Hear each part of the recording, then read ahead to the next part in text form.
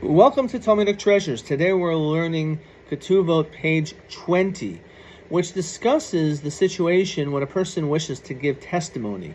And let's say you saw something, you're an eyewitness, and because you may not necessarily remember any of the details, you decide to write everything down. And a couple of years later, after the court case keeps getting pushed off over and over and over, until finally the case comes about, and you're considered to be a judge, you decide to pull out this piece of paper and you're starting to read it, and you totally have no idea about any details of the case except for the fact that you wrote down all this testimony.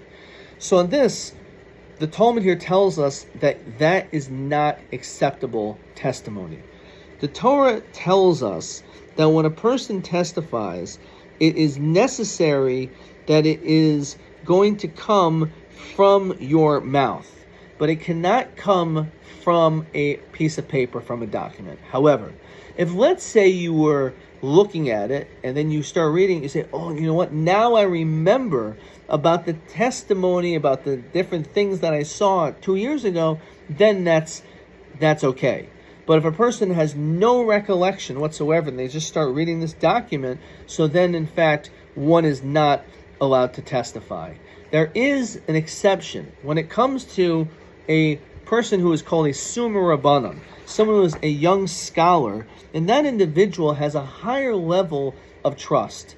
And therefore, even when it looks questionable whether or not a person is actually able to remember this information, we say when it comes to such an individual that they are considered to be trustworthy. So in this we see a couple of very important concepts.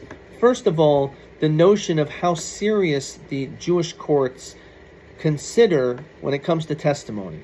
That they will not just simply take any testimony and hold that as accepted. It must be that that individual is 100% confident in everything that they saw, and therefore what they say is something from their mind, not something which is just jotted down from memory.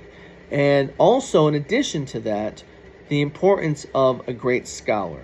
That the Talmud considers the scholar an individual who is so trustworthy. Now, even though his knowledge is based on Torah, but someone who learns Torah is someone that we can trust, is someone who is God-fearing.